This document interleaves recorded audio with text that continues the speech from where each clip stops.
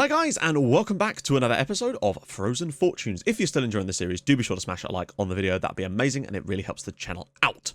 Now, I've actually been feeling a bit rubbish the last couple of days, so I'm actually recording this on the day that you're going to see it. But one of the benefits of this new schedule is it means that I actually can skip a day of recording if I'm not feeling up to it, and means I can then give you guys, hopefully, a full quality video rather than half-arsing it. I want to be able to tackle each video with full enthusiasm, so to speak. So not much has happened off the pitch in the last few games, although there is one major change that I've made. Due to some advice, I decided to take a little look at our head of youth development. Now, he's a good guy in terms of his stats, but there were some areas that I felt that maybe could be slightly better, and we'll go into that just now. And what I mean by that is I've replaced him with a new guy. Now, in some areas, this guy's stats aren't quite as good as the old guy, but in some other areas, I think that it's going to make slightly more beneficial for us, at least for now, until we can find someone slightly better. Now, I was unaware of this, but apparently this is true, so do correct me if I'm wrong about this, but the personality of the head of youth development is actually quite important in some of the players that you're bringing through the academy, which I had no idea was the case, but I decided to go out and find someone who had a slightly better personality. We had an ambitious guy, but I felt that maybe a fairly professional or a professional guy would be better. Now, there was a couple of professional ones available, however, the other stats that they had were a little bit lacking. This was kind of the best of both worlds. He has decent stats in a lot of areas, but he's also got a fairly professional personality. Now, one of the other areas that apparently affects the type of players that come through is the preferred formations of the youth development coach as well. So ideally what I want to get in the future is one with a really good personality, like model citizen or something like that, with decent stats, as well as a guy that sort of has some of the positions that we use. Ideally, I'd want one that could do wingbacks, because I've noticed we don't get many wingbacks through our academy. It's mostly fullbacks for obvious reasons. But if we could find one that likes wingbacks, we might be able to get some of those come through the academy. I believe that's how it's working. I believe that's how it works. Someone told me this in the comments, so I'm going on that. But I think that it sounds right to me. That's good enough, isn't it? Right, now without further ado, let's get into the games that we've played over the last month or so. Starting off with the game away at TPI. Now, okay, lower division side, I really want to get us through to the next round of the cup in the hopes of getting a big team. Wink, wink. And we did so. We played the away tactic and we battered them. I think we were 5-0 up 5-1 up at halftime. They did get a goal, which was a bit disappointing, but Alan Franson and Einstein is a legend. He scored a hat-trick in the first half of this game. He's got 4 goals. I think he's got 4. I don't think he's scored any more games, but he scored 4 goals in his first 2 appearances for us, from centre midfield, no less, as well. Absolute legend he's going to be, hopefully, anyway. But not only that, Alan Franson has hit the ground running as well. He and Einstein really just carried us through those first 2 games of the season. So with that, we got through to the next round of the cup. Brilliant stuff. We then had a relatively routine win at home to Kolding, who I believe are newly promoted, so I guess that kind of explains why. Nicky Steffensen and, of course, Fran the man, with another goal. I told you, I felt like he's going to be the top scorer for us this year. And I tell you what, if he carries on like this, he might actually have a shot at being one of the top scorers in this division. And you'll see why in a minute. So a good result there, 2-0, nice and comfortable at home. Dirmosa was fantastic with an 8.7 in that game, which earned him man of the match. Then we had this game away at Thisted. Now, these guys have just come down from the 2nd tier, so I was expecting nothing from this game. I figured if we got a point, it would be a good result against them, because I figure they're going to be in the promotion group with us, or at least going into it, which means points are important. But my lord, Alan Franson with the hat-trick. Okay, yeah, he scored a penalty, but look at the sort of cluster of goals here. 56 minutes, 53 minutes, and 63 minutes. We were fairly close to them in this game, and all of a sudden, we just put the metal down. But I think the reason for that partly, we only scored 1 goal after they went down to 10 men, so it isn't that. And they actually got one back after they went down to 10 men. We seem to play better when they didn't have 10 men. We were absolutely fantastic. A 5-1 win away from home. Hat-trick for Alan Franson. Brilliant stuff. Nicky Steffensen also starting to hit the ground running as well. The only sort of issue with the squad at the moment has been that middle striker position again, which does seem to get neglected a little bit, even in these away games. But that really is a fantastic win, because I do think they're going to be in the next stage of the competition, which means that we've just picked ourselves up 3 points that we could hopefully carry through with us, and hopefully we can beat them at home as well and make that 6, although that could end up costing them their place. Hopefully they pick up the form a little bit. Then we had another home game against Kolding. Different Kolding, this one. This one actually was a little bit tougher. They really worked hard against us in this game. But again, Alan Franson with 2 goals. Dan Benson scored an absolute belter in this one. Back post getting in there, almost acting like a striker in the game. Another penalty for Franson, which was great, and a 3-1 win. So that's 2 more home wins, but I don't think either of those 2 are going to be pushing for the promotion places. So it's still good points to have on the board, but the points we needed to get are against the big sides. Not quite as big as Randers, and you might look at that and go, well, you lost 3-0 at home to them. Well, yeah, they're a Superliga side. But what you don't see, or what you do see rather, is that this was in extra time. We missed a penalty in the 87th minute of this game. Alan Franson, you notice he has a 5.1 score from this. There's a reason for that, because he missed a penalty and he had a goal disallowed. Obviously, that shouldn't affect his rating. And I didn't think it was. It was borderline. It was right on the line. I thought it should have counted as a goal, but then, of course, I would think that, wouldn't I? But the fact that we missed a penalty and we actually were that close to knocking out a team from the Superliga was amazing. And we didn't shy away. We didn't play the shovel. We played our full-on home tactic against them and were fantastic on the night. We limited them mostly to long shots. They took over a bit once they got that first goal in extra time, and after that there was no hope for us because we were so knackered. Their fitness levels were above and beyond anything we could have hoped for. But the fact that we came so close to knocking out a top-flight side is brilliant for us. Unfortunately, I think that kind of cost us because we had a very small gap between that and the Wednesday night game, and our players were at like 40% condition, some of them, after the game against Rounders, and I didn't really want to have to rest players because we were playing probably the best side in our division.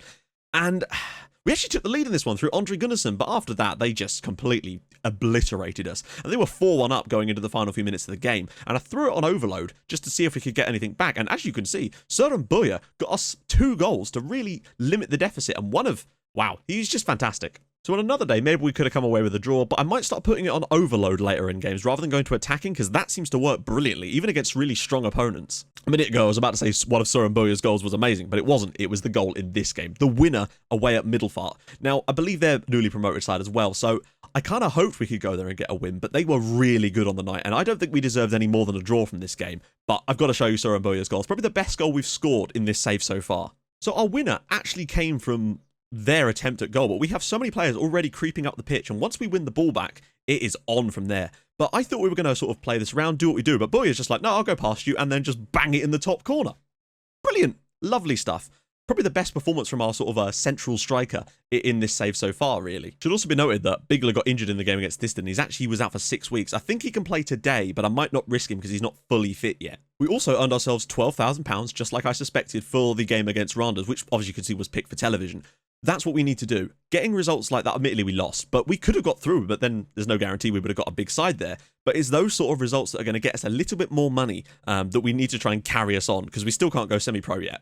So all of that brings us to today, where we're playing against Aarhus. As you can see, they are the team directly below us in the league, and we are at home.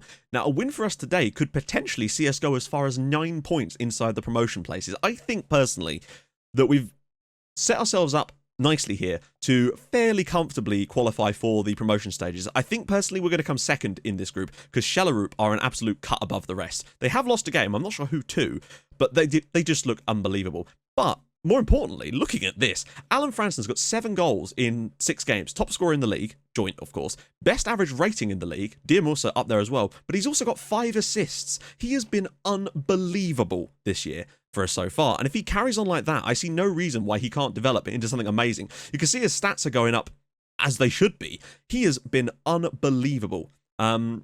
And I did say last season that I wanted to try and get this guy some game time because I felt that he could develop into something. Now, of course, at the time, I was really only basing that on the fact that he had a relatively okay personality and some decent stats, obviously. But it does seem that the sky's the limit for him currently. So, match preview. 2 previous meetings against Aarhus. We've beaten them and we've drawn against them. So, I think today it should bode well. They were the team that snuck into the promotion group last year at our expense and then got thoroughly walloped, it would seem, every single game. I think they came bottom of the promotion group, so they clearly weren't up for it at the time.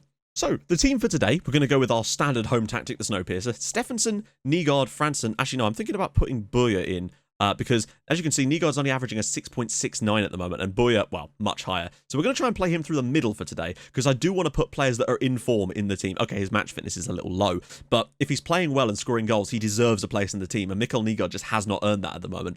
Benson and Dirmosa as our midfield pairing, of course, which means, I think, yeah, room on the bench for Einstein, of course. I might just nickname him Einstein from now on. Kramer and Borup on the wings, of course, and Gregersen, Gunnarsson, Pedersen, our lovely Sen Pat 3, and then with Bisgaard in behind, Ludvigsson, Gunnarsson, Einstein, Nygaard, Ibsen, Zezinga, who's not got a lot of game time for us so far because there are better players, but I'm sure we can find some time for him. And then, of course, Ørfjord, I think. Something I don't think I've even mentioned so far is the actual team nickname that I picked for the team. Admittedly, this is based off the Greenland national team because I couldn't find out what the B67 nickname was, is the Polar Teddy Bears. And that is apparently what the Greenland national team's nickname is. So that is what we chose as the club nickname. I just thought I'd put that out there because people did ask. So, question of the day.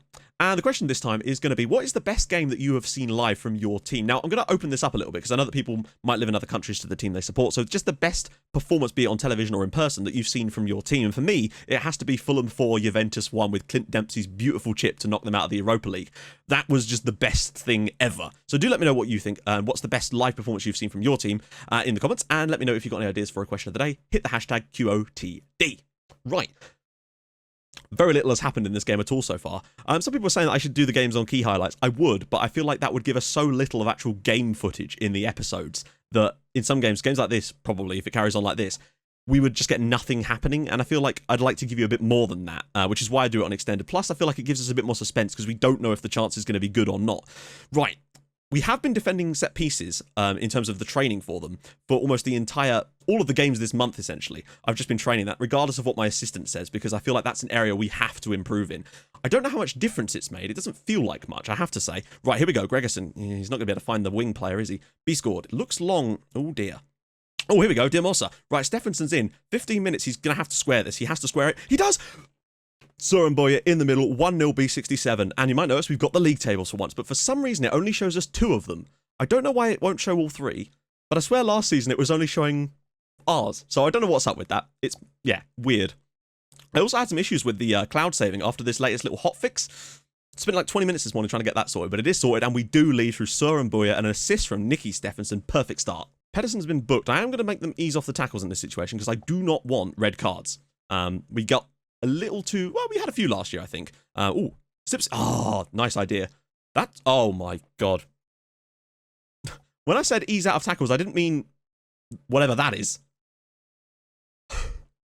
That was a shot, guys. That was a shot. We are getting a lot of bookings. He's an accomplished crosser with the ball. Is he a winger? Oh, okay. That's fine. Oh, God. Get back in goal. Get back in goal. I know you're a sweeper keeper, and I guess that's kind of what we want him for, to actually clear up situations like that, so I can't really be too annoyed. I've been annoyed if perhaps he muffed it up. Franson, go on. Stephenson, right, here we go. Breakaway time. Oh, he's got too many players on him, I think. Unless he can spread it out wide, I was thinking. This has not exactly been a champagne football performance from us so far. We've been pretty leggy.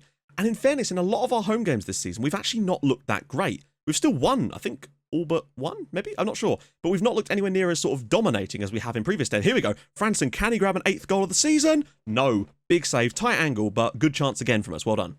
We're getting a few too many long shots here, but I'm not really sure what to do about that. Normally, in those situations, I would sort of set us to work it into the box, but I'm not sure that would really be that great considering the tactic we're playing is very much counter-based. Uh-oh. Oh. B-Squad really did not do well there. So half-time, things are kind of all in the balance for us at the moment, and I'm okay with that. I would like a second goal, but I think we've played well enough. Damn it. There's a few sort of struggling performances around the team for us at the moment. Franson is actually one of them. He did miss that good opportunity, but I'm not really sure what we can do to change it. We're getting too many long shots, but I don't want to switch to something like working the ball into the box, because I just feel like that's going to stop us. You know what? We might try it. We're winning the game, and we might as well try it, but I just think like it might slow our attacks down too much when we're playing this sort of fast-paced attacking football. Then again, the possession is a lot more even at the moment, and ooh, we've got ourselves a free kick. Branson's free kick dinks it up to nobody, unfortunately. He does have good free kicks, though, so one day one of those might come off and we might actually score a free kick. Branson actually might be my first substitution at the moment. He's not having a good game so far, although, admittedly, with a striker, that can change in an instant. Stephenson.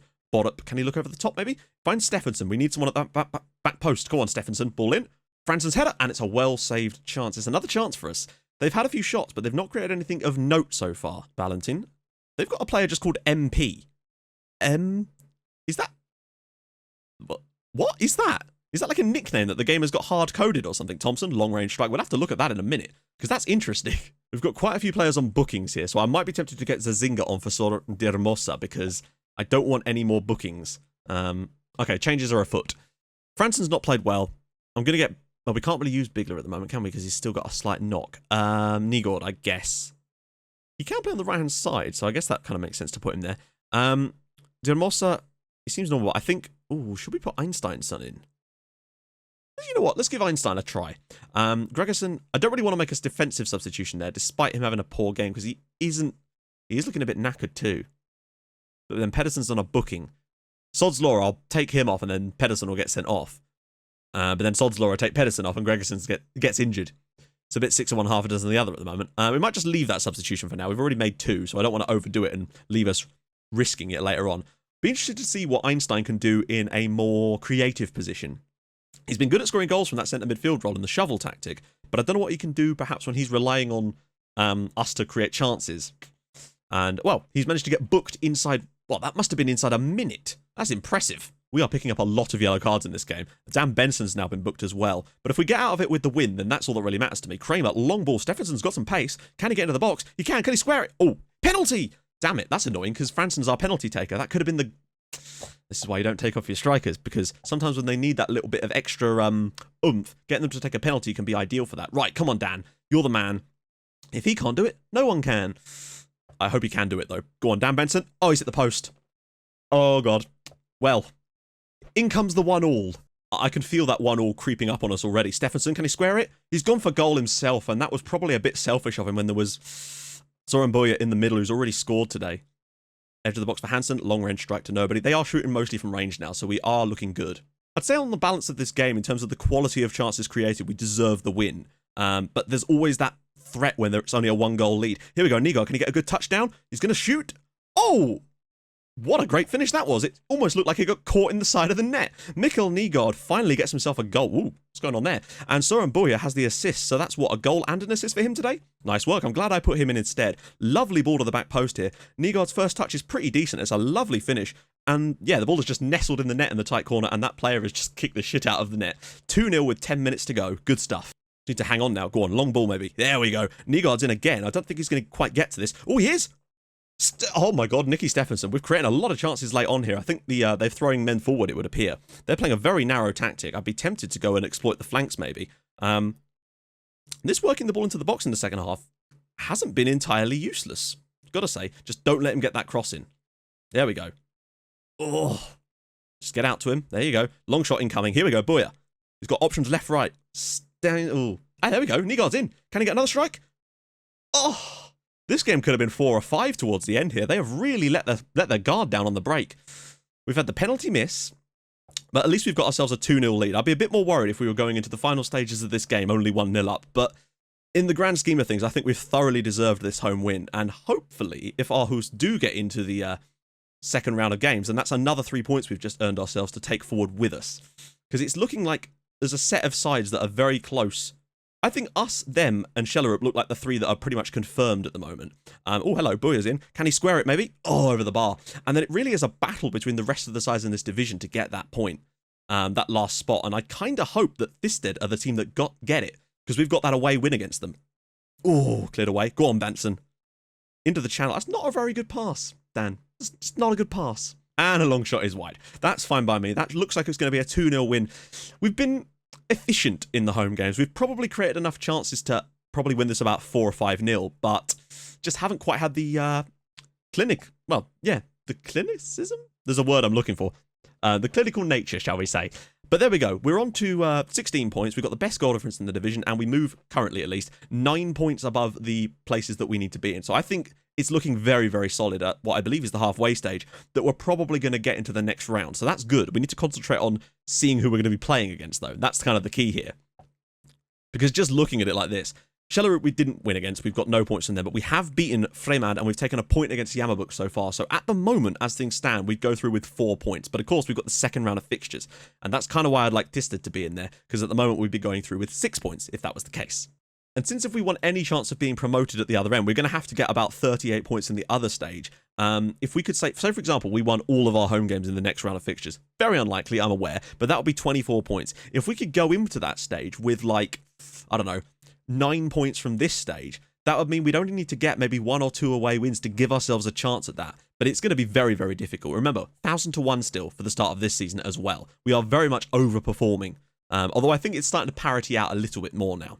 Which means, of course, next episode is going to be against Aarhus again. Sorry, that's just the way these bloody fixtures fall. But we've got Yamabuk at home. That's very important. And we've got Thisted at home and Schellerup away. The rest of these games, Middelfart at home should be a winnable one.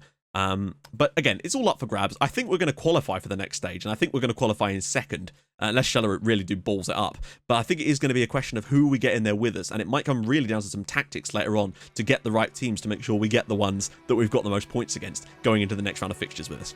But anyway, guys, if you have enjoyed this video, do be sure to smash a like on it. That would be amazing. Really helps the channel out. And if you are new to the channel, do be sure to hit that subscribe button down there as well if you did enjoy this video, for new videos in your inbox every single Tuesday, Thursday, and Sunday for the foreseeable future.